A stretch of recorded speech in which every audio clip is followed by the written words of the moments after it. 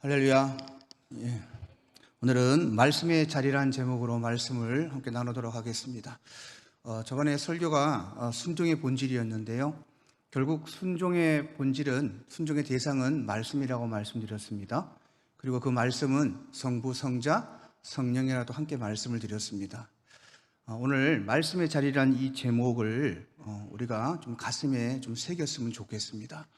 여러분, 말씀은 성경을 얘기하지만 말씀의 본체는 하나님이시고 예수님이시고 성령이십니다. 그래서 우리가 이 삼위일체이신 이 말씀을 우리의 어떤 자리에 두고 살아가고 있는가, 그 말씀이 우리의 삶에, 우리의 마음에 자리할 수 있는 자리는 있는가, 우리 신앙을 조금 한번 돌아보았으면 좋겠습니다. 오늘 본문 말씀은 여러분 참 충격적인 말씀입니다. 이 말씀은 한번 보시면, 나도 너희가 아브라함의 자손인 줄 아노라. 예수님이 유대인들에게 하신 말씀인데, 유대인들에게 그렇게 얘기합니다. 나도 너희들이 아브라함의 자손인 줄 안다. 아브라함은 무엇입니까, 여러분? 믿음의 조상입니다. 그래서 쉽게 얘기하자면, 나도 너희들이 하나님을 믿는 사람인 줄 안다 라고 얘기하시는 겁니다. 그리고 뒤에 뭘 하십니까? 그러나 내 말이 너희 안에 있을 곳이 없다. 너희들은 하나님을 믿는다 하면서도 하나님이 너희 마음에 있을 곳이 없다는 것입니다. 무슨 말입니까? 너희들은 너희들의 믿음만을 가지고 있는 것이지 하나님이 인정하는 믿음을 갖고 있지 않다는 것입니다. 그 이유가 말씀이 없다는 거예요. 하나님의 말이 그들이 없답니다. 유대인을 한번 보십시오, 여러분.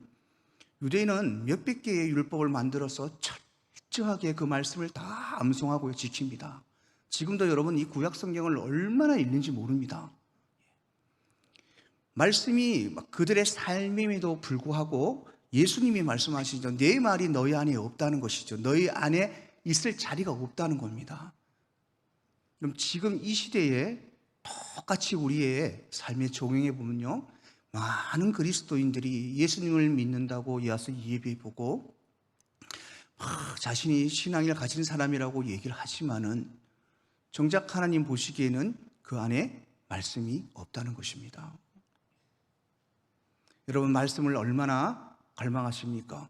일주일에 한 번, 일주일에 한 두 번 교회 오셔서 목사님이 하시는 말씀들을 듣고 만족하십니까? 집에서 성경을 좀 많이 읽으십니까? 아니면 다른 설교들을 좀 많이 들으십니까? 그건 누구나 할 수 있는 일입니다. 그거는 율법주의자였던 유대인도 똑같이 우리보다 더 잘했습니다. 그런데 왜 예수님은 이 유대인들에게 내 말이 너희 안에 없다고 얘기하면 거할 것이 없다고 얘기할까? 말씀을 잘못 받아들이는 것입니다.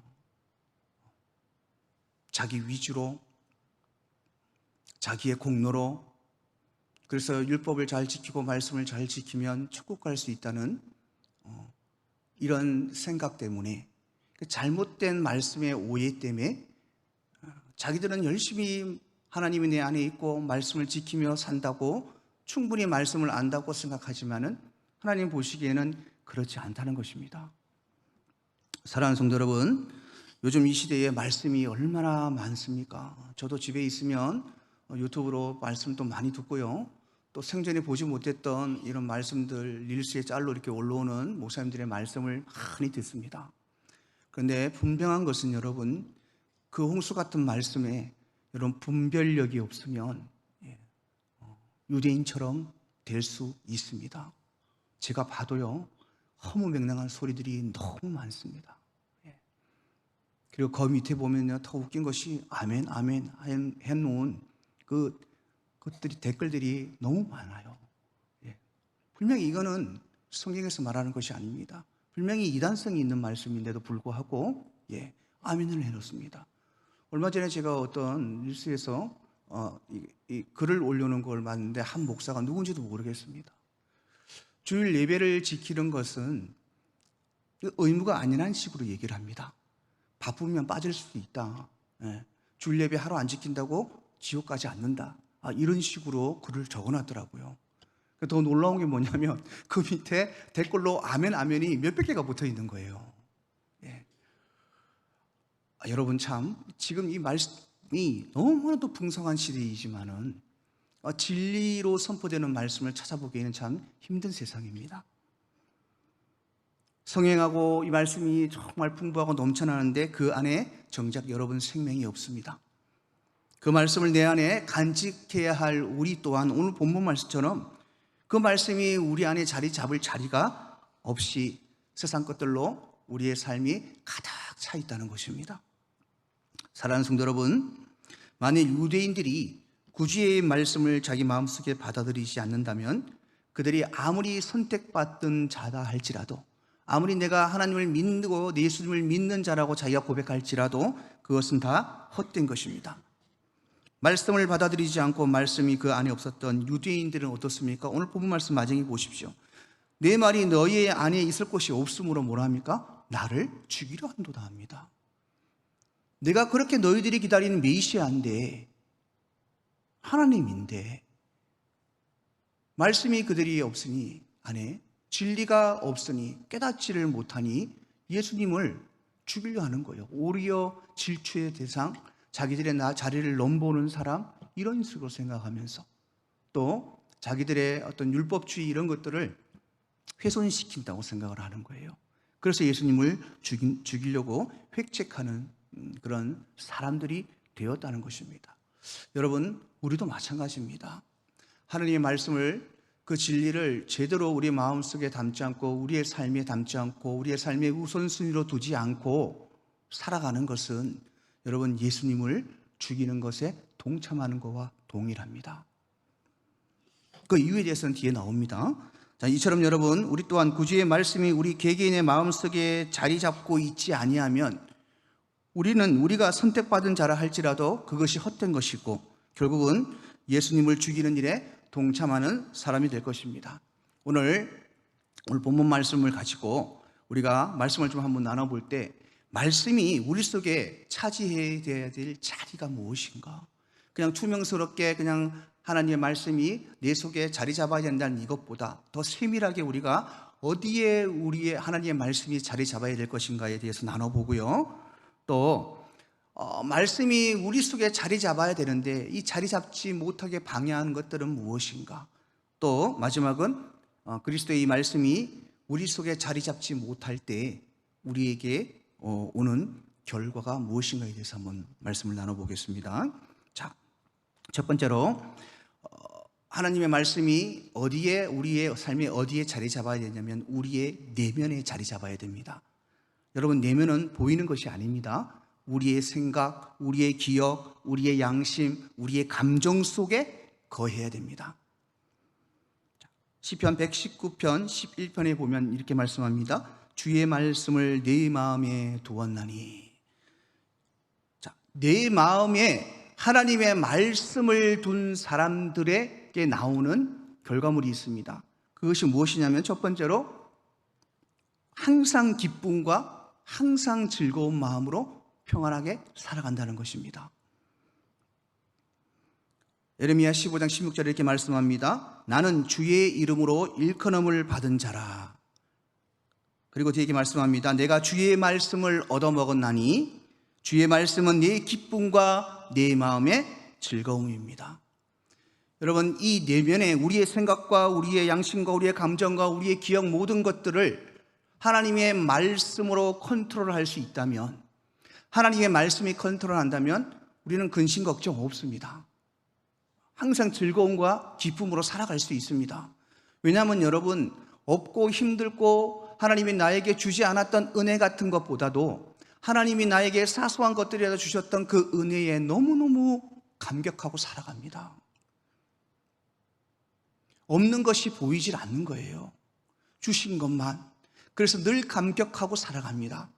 하나님의 말씀이 우리의 감정과 우리의 기억과 우리의 생각, 양심을 지배했을 때 일어나는 현상입니다. 두 번째, 여러분, 어떤 현상이 일어나냐면 하나님의 지혜로 살아갑니다. 말씀이 내 속에 자리 잡으면요, 세상의 방법, 세상의 이치, 세상의 법대로 내 생각대로 사는 것이 아니라 하나님의 말씀의 지혜로 살아간다는 겁니다. 그래서 늘 여러분 슬기롭고 늘 결과물이 좋을 수밖에 없습니다. 그리고 항상 말씀이 먼저 자리 잡은 사람은 말씀대로 가르칩니다. 사람들을 양육하거나 아이들을 가르치거나 내 자식을 키우거나 하나님의 말씀으로 가르친다는 겁니다. 권면하고, 그래서 이렇게 사는 사람들은 늘 하나님을 시와 찬송과 신령한 노래로 영광 돌리고 늘 감사하는 마음으로 살아간다는 것입니다. 여러분, 골로새서 3장 16절에 이렇게 말씀합니다. 그리스도의 말씀이 너희 속에 풍성히 거하여 라고 말합니다. 그리고 뒤에 뭘 하시냐면 모든 지혜로 피차 가르치며 권면하고 시와 찬송과 신령한 노래를 부르며 감사하는 마음으로 하나님을 찬양하고. 하나님의 말씀이 여러분 내 내면에 잠빠서 내 안 보이는 내 생각, 내 이성, 양심 이것들을 지배하고 컨트롤하잖아요. 그러면 환경과 관계없이 정말 하나님만을 바라보고 작은 일에도 감사하고 하나님을 찬송하고 산다는 것입니다. 그래서 이 하나님의 말씀은 우리의 내면을 지배하고 내면에 자리 잡아야 하는 것입니다. 두 번째로 여러분, 하나님의 말씀은 우리의 삶에 어디에 두어야 되냐? 영예의 자리에 두어야 됩니다. 영예가 무엇이냐면 사전에 찾아보면 이렇게 말씀합니다. 영광스럽고 훌륭한 이름이나 지위라고 얘기합니다. 다시 말하자면 절대적인 권위의 자리입니다. 절대적인 관심의 자리, 절대적인 존중의 자리, 절대적인 복종의 자리에 우리의 말씀이 자리 잡아야 된다는 것입니다. 말씀이 우리의 삶의 가장 높은 곳입니다. 말씀이신 예수님이 네 삶의 영의 자리에 있게 하는 비결, 우리가 알죠. 말씀이 우리 삶의 영의 자리에 있어야 된다. 가장 높이 있어야 되고 가장 권위 있게 우리가 대우해야 되고 복종하면서 순종해야 한다는 걸 알면서도 왜 되지 않을까? 그 될 수 있는 방법을 야고보서 4장 10절에 이렇게 말씀합니다. 주 앞에서 낮추라. 그리하면 주께서 너희를 높이시리라 말씀하시죠. 낮춰야 됩니다. 내가 높아지려고 그러니까 하나님의 말씀의 자리가 나보다 낮아지는 겁니다. 세상을 더 사랑하니까 하나님의 말씀이 세상보다 더 낮아지는 것입니다. 그래서 나를 낮추면 하나님의 말씀은 우리의 삶의 최고의 영의 자리에 있습니다. 그리고 그런 삶을 사는 사람은 주께서 우리의 삶도 높이시리라고 말씀하고 있는 것입니다. 세 번째, 여러분, 하나님의 말씀은 우리의 신뢰의 자리에 있어야 됩니다. 신뢰가 무엇입니까? 믿음입니다. 믿음. 우리는 모든 일 속에서 하나님의 말씀을 굳게 의지하고 신뢰해야 됩니다. 어떻게 보면 이 신뢰란 말은 믿는다는 말이고, 그러니까 의지라는 이 말은 상대방에 대한 신뢰가 있기 때문에 의지하잖아요. 그래서 의지란 이 말은 신뢰와도 같은 것입니다. 우리 어머니, 아버지, 부모님들이 그냥 네 곁에 있는 것만으로도 우리는 그것 의지가 되죠. 왜죠 합니까? 이분들은 나를 위해 목숨을 버릴 수 있는 분이라는 것을 믿고 신뢰하기 때문에 그렇습니다. 그래서 하나님의 말씀은 우리의 삶에 절대적인 신뢰의 자리에 반드시 있어야 됩니다. 왜 그런지 아십니까? 하나님의 말씀은 약속이기 때문에 그렇습니다. 하나님의 약속은 반드시 여러분 지켜집니다. 그리고 하나님은 거짓말하거나 실수를 저지르시거나 변덕을 부리시는 것이 아닙니다. 하나님의 약속은 신실하시고 절대적으로 이루어지는 것이기 때문에 우리는 이 말씀을 신뢰해야 됩니다. 여러분, 하나님이 우리에게 성경에 어떤 약속을 하셨습니까? 첫 번째, 여러분, 우리에게 주시는 약속이 무엇입니까? 무엇을 신뢰해야 됩니까? 바로 우리에게 영생의 소망을 주시겠다는 약속을 신뢰해야 됩니다. 디도서 1장 2절에 보면 영생의 소망을 위함이라 이 영생은 거짓이 없으신 하나님이 영원 전부터 약속하신 것이라. 하나님을 신뢰하는 자에게 하나님은 영생의 소망을 주신다고 약속하셨습니다. 이 약속은 반드시 이루시는 약속입니다. 두 번째 약속이 무엇입니까? 내 이름을 창대하게 하시겠다는 약속입니다. 내가 지금 여러분 집에 뭐 별 볼 일 없고 내 삶이 별 볼 일 없이 느껴지십니까? 그런데 여러분 하나님의 약속을 붙드십시오. 창세기 12장 2절에 말씀하시잖아요. 아브라함에게 내 이름을 창대하게 하겠고. 또 여러분 하나님의 약속은 우리에게 능력과 힘을 주시겠다고 약속하십니다. 이사야 40장 29절에 보면 피곤한 자에게 능력을 주시며 무능한 자에게 힘을 더하시겠다고 약속합니다. 여러분 능력이 부족하십니까? 어떤 능력입니까? 하나님이 우리에게 능력을 주시겠다는 약속, 어떤 능력입니까? 육적으로는 여러분 우리의 지식, 지혜, 세상을 살아가는 능력들, 재능들, 권력들, 때로는 물질, 이 능력 하나님이 주시겠다는 것입니다. 영적으로는 또 어떤 능력입니까? 이 모든 것들을 우리가 복으로 누릴 수 있는 사단을 권세를 여러분 결박하는 능력입니다. 그 능력이 무엇입니까? 바로 예수 그리스도이십니다. 이 능력을 하나님이 우리에게 주시겠다고 약속하셨습니다. 여러분 붙으시기를 주님으로 축복합니다. 또 하나님께서 우리에게 약속하신 것이 있습니다. 물질의 궁핍함에서 건지시겠다는 약속입니다. 시편 113편 7절에 보면 가난한 자를 먼저 먼지 더미에서 일으키시고 궁핍한 자를 거름 더미에서 들어 세우시겠다고 약속하십니다. 여러분 이 약속을 붙드십시오. 또 하나 하나님께서 성경에서 약속하시는 것이 있습니다. 그것이 두려움에서 평안과 안전을 주시겠다는 약속입니다. 잠언 1장 33절에 보면 오직 네 말을 듣는 자는 평안히 살며 재앙의 두려움이 없이 안전하리라 말씀합니다. 여러분 이것은 약속입니다. 약속. 다윗이 가장 힘들 때 시편 56편 4절에서 이렇게 고백하고 있습니다. 내가 하나님을 의지하고 그 말씀을 찬송할지라 내가 하나님을 의지하였는즉 두려워하지 아니하리니. 하나님을 의지했다는 것은 하나님을 신뢰했다는 것입니다. 내면적으로 아까 내면의 이 자리에 우리 하나님 말씀을 우리가 우선순위로 모시면 두려움이 없어진다고 말씀을 드렸죠. 평안이 온다고 말씀을 드렸습니다. 다윗이 그러했습니다. 어떻게 이 상황에서 죽을 고비를 몇 번씩 넘기고 광야 생활을 몇 년을 하는 이 어려운 상황에서도 어떻게 이런 고백이 나올 수 있을까?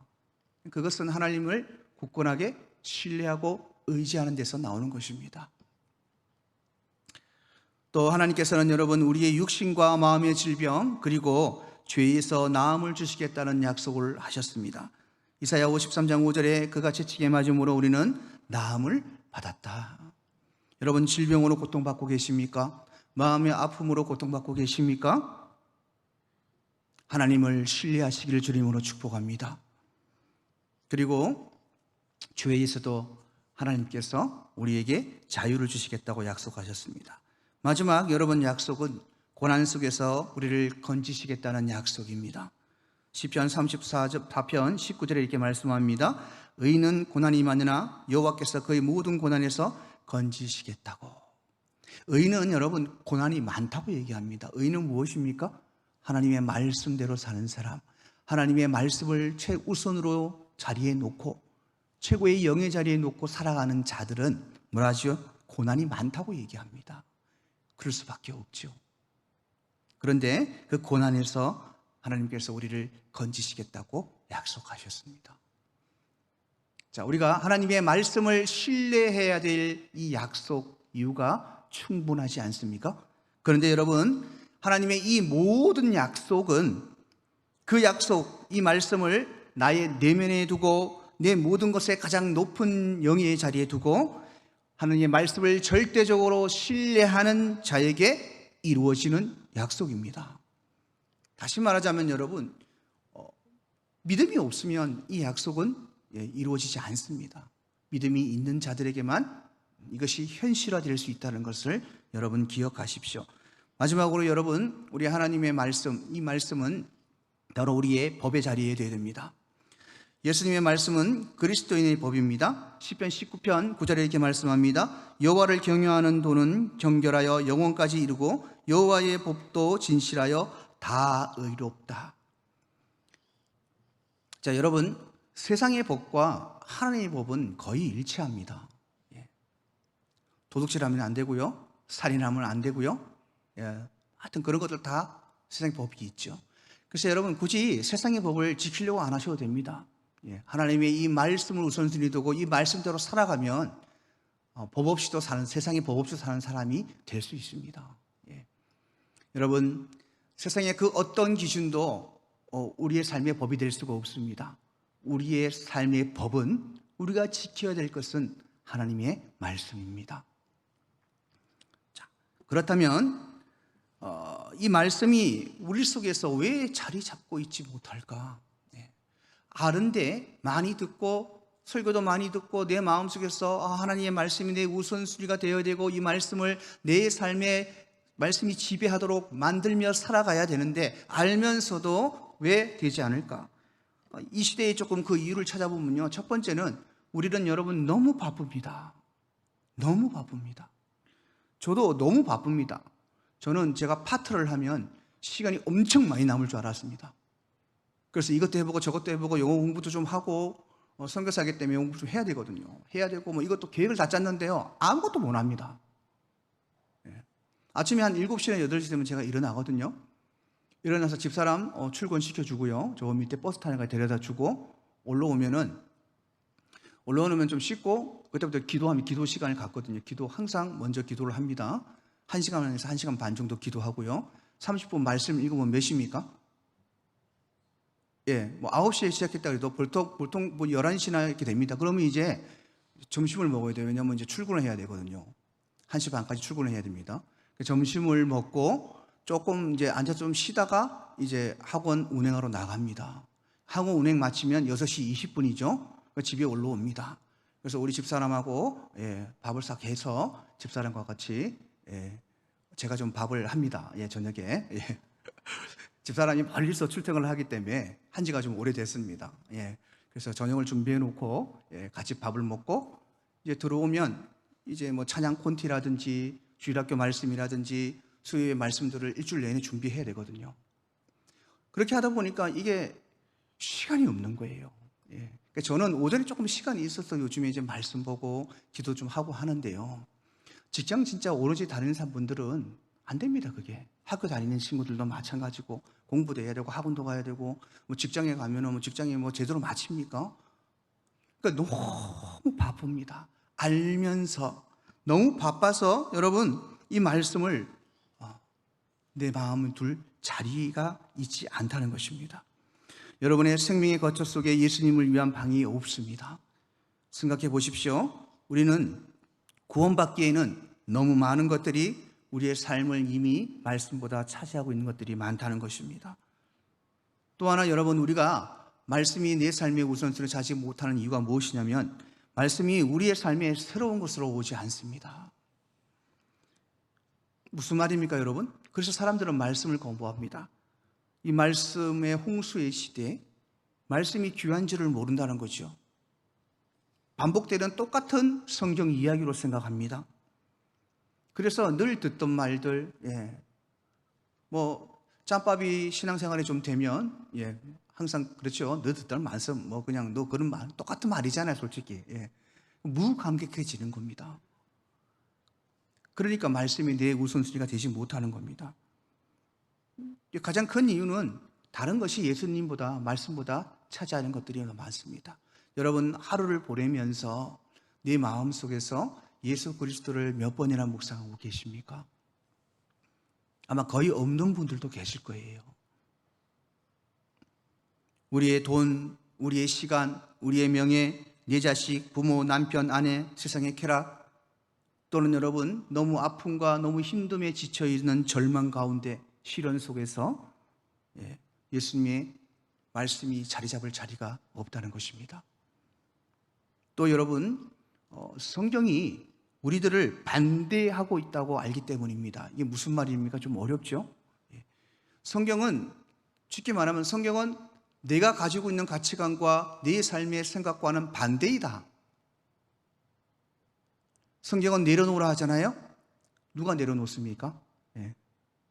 성경은 온유하라 그럽니다. 누가 온유합니까? 온유하면 여러분 세상에 나가면 바보 취급받습니다. 예. 내려놓으면요 아픔과 고통이 따릅니다. 내 생각과 정반대인 거예요, 성경은. 그래서 성경을 보면, 말씀을 들으면 꼭 나를 반대하는 것 같이 느껴지는 거예요. 그러니까 그 거부감이 생겨서 말씀이 내 속에 자리 잡지를 못하는 겁니다. 또 하나는 여러분, 하나님의 말씀이 너무 지나치고 거룩하고 또 영적이라고 생각을 합니다. 이게 무슨 말입니까? 예, 말씀이 여러분 정죄하기 때문에 그렇습니다. 정죄. 거룩은 죄가 없는 것이죠. 예, 영적인 것도 죄가 없는 것입니다. 너무 죄 없는 삶을 요구합니다. 조금만 뭔가 잘못하면 분명히 세상에서는 그냥 당연하게 할 수 있는 일임에도 불구하고 성경에서는 죄라고 얘기를 하거든요.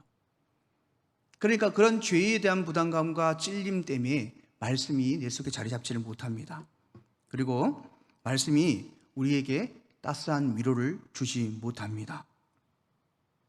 우리는 그것에 아무 자리도 주지 않지요. 이것은 우리의 본성의 타락했음을 보여줍니다. 왜냐하면 성도들은 주 안에서 위로를 구해야 되는 것이 우리의 의무입니다. 의무. 그리고 위도 받아야 되는데 그게 그렇게 잘 안 되죠. 시편 119편 50절에 보면 이 말씀은 나의 고난 중의 위로라 주의 말씀이 나를 살리셨기 때문이다. 여러분, 왜 말씀이 우리에게 위로가 되지 못할까? 왜 그럴까요, 여러분? 이유가 뭘까? 그 이유는 여러분, 우리의 위로의 기준이 우리의 삶의 결과에 있기 때문에 그렇습니다. 내가 이렇게 기도했기 때문에 하나님이 이렇게 똑같이 해 주셔야 돼. 그러면 거기에 대해서 위로가 오른 거예요. 근데 결과물이 내가 기도한 만큼 결과물이 나오지 않는다, 내가 바라는 만큼 나오지 않는다면 나는 하나님 앞에 위로받지 못했다고 생각을 합니다. 여러분, 그러면 우리가 인생을 살아가면서 하나님 앞에 위로받는 그런 시간들이 얼마나 되겠습니까? 앞에서 말했지만 하나님의 위로는 우리의 결과에, 삶의 결과에 있지 않습니다. 예수님 그 자체가 위로이십니다. 우리가 그걸 알아야 됩니다. 말씀이 나에게 위로를 주지 못하니까 말씀이 내 마음속에 자리를 잡지 못하는 거예요. 마지막으로 여러분, 우리는 우리 스스로가 너무 여러분 현명하고 너무 현학적이라고 생각합니다. 이 현학적이란 이 말은 글이나 뭐 또 어떤 것들, 학식이 높아 있는 자신의 어떤 모습을 얘기하거든요. 그래서 세상에 지식이 많은 사람들, 성경에 지식이 많은 사람들이 성경이 그 마음속에 자리 잡지 못할 뿐더러 또 여러분 세상 말씀의 지식이 풍부한 사람들은, 지식으로만 가지고 있는 사람들은 그 진리를 깨닫지 못하기 때문에요, 마음속에 참 말씀의 자리가 있지를 못한다는 것입니다. 요한복음 5장 44절에 보면 너희로 서로 영광을 취하고 유일하신 하나님께로부터 오는 영광을 구하지 아니하니 어찌 나를 믿을 수 있겠느냐라고 말씀하고 있습니다. 그리고 로마서 1장 22절에는 스스로 지혜 있다 하나 어리석게 된다라고 말씀합니다. 자, 여러분들은 오늘 조금 전에 말씀드렸던 이 내가 말씀을 거부하는 이유, 말씀이 내 삶에 자리 잡지 못하는 이유 중 어떤 것이 여러분이 있습니까? 분명히 있을 겁니다. 저도 있었거든요. 예. 자, 그리고 마지막으로 이제 그리스도의 이 말씀이 우리의 삶에 자리 잡지 못할 때 오는 결과입니다. 오늘 본문 말씀이 말씀하고 있죠. 너희들이 나를 죽이려 하는도다. 자, 말씀이 네 삶에 자리 잡지 못하면 우리는 날마다 예수 그리스도를 십자가에 못 박는 삶을 삽니다. 말씀을 거부한 우리의 모든 행동들은 우리를 죄인으로 만듭니다. 그래서 날마다 죄를 통하여 예수님을 십자가에 못 박게 하는 것입니다. 또 여러분, 말씀이 자리 잡지 못한 사람들은 하나님 앞에 온유한 자가 아니라 하나님 앞에 여러분 강팍한 자가 됩니다. 그래서 불순종으로 일관하며 그 불순종을 통해서 날마다 예수님을 십자가에 못 박습니다. 유대인들처럼 말씀에 대한 격렬한 대적자가 될 수도 있습니다. 그리고 이 말씀은 마지막 심판날에 우리를 정죄함으로 예수님의 죽음을 헛되이 만들게 하는 것입니다. 요한복음 12장 48절에 나를 저버리고 내 말을 받지 아니하는 자를 심판할 이가 있으니 곧 내가 그 말이 마지막 날에 그를 심판하리라. 우리를 심판하실 때 지옥으로 보내시는 예수님의 그 마음을 여러분 아십니까? 아마 죽음보다 더 하실 것입니다. 사랑하는 성도 여러분, 말씀을 냈습니다. 우리 저번 주 수요 예배 때 우리 장기영 목사님 설교 중에 이런 말씀이 있었습니다. 하나님이 우리에게 여러 가지 환경을 주신다고 말씀드렸죠. 그것이 평안이든 그것이 고난이든 시련이든 환경을 주시는데, 하나님이 그 환경을 주시는 까닭이 무엇이냐면 그 환경을 변화시키는 것이 아니라 그 환경을 통해서 우리를 변화시키기 위함이라고 말씀을 드렸습니다. 하나님이 우리가 어떻게 변화시키길 원하십니까? 하나님의 말씀이 우리의 내면의 자리에 있기를 바라십니다. 하나님의 말씀이 최고의 영의 자리에 있기를 원합니다. 하나님의 말씀을 신뢰하는 자리에 있기를 원하십니다. 하나님의 말씀이 우리의 법의 기준이 되기를 바라십니다. 이렇게 우리를 변화시키기를 소망하신다는 것입니다. 사랑하는 성도 여러분, 말씀은 하나님이시며 예수님이시며 성령님이십니다. 말씀을 나의 모든 자리에서 최우선 순위에 두고 살아가시기를 주님으로 축복합니다. 우리의 삶의 모든 것이 삼위일체 하나님을 우선순위로 두고 살아갈 때 여러분 정말 참 그리스도인을 찾아볼 수 없는 이 말세 시대에 하나님이 기뻐하시는 성도로 살아갈 수 있다는 것을 여러분 기억하십시오. 사랑하는 성도 여러분, 여러분에게 지금 요청되는 일은 단 하나입니다. 바로 여러분의 삶에 하나님의 말씀의 자리를 제공하시기를 바랍니다. 말씀은 여러분에게 모든 필요한 것을 제공합니다. 여러분 마음의 문을 크게 여시고 삶의 문을 크게 여시고 그 말씀이 들어오도록 마음의 문을 여시길 바랍니다. 자, 말씀이 내 삶의 최우선순위가 되고 말씀이 내 삶에 자리 잡기 위해서 여러분 우리가 가장 먼저 해야 될 것 바로 기도입니다. 여러분, 내가 하나님의 말씀의 우선순위로 살고 말씀이 내 삶에 지배하기를 원한 기도를 드리잖아요. 그러면 여러분에게 주어진 삶은 그냥 살아가면 됩니다. 나머지는 하나님이 해주십니다. 말씀대로 살려고 노력하는 그 노력조차도 기도하는 자에게 하나님이 주시는 선물입니다. 은혜입니다. 그래서 여러분 기도하시기를 주님으로 축복합니다. 가장 먼저 하나님의 말씀이 내 삶에 자리 잡고 우선순위가 되게 해달라고, 말씀대로 살아가게 해달라고 여러분 기도할 때 그 간절함의 기도는 여러분의 삶에 현실로 나타날 것입니다. 그런 자에게 하나님이 하늘의 복, 땅의 복을 마음껏 부어주실 것입니다. 말씀이 여러분의 삶의 우선순위가 되고 여러분의 삶을 지배하는 삶을 사심으로 하나님이 주시는 축복들을 다 받아 누리시는 사랑하는 성도 여러분 되시기를 주님으로 축복합니다.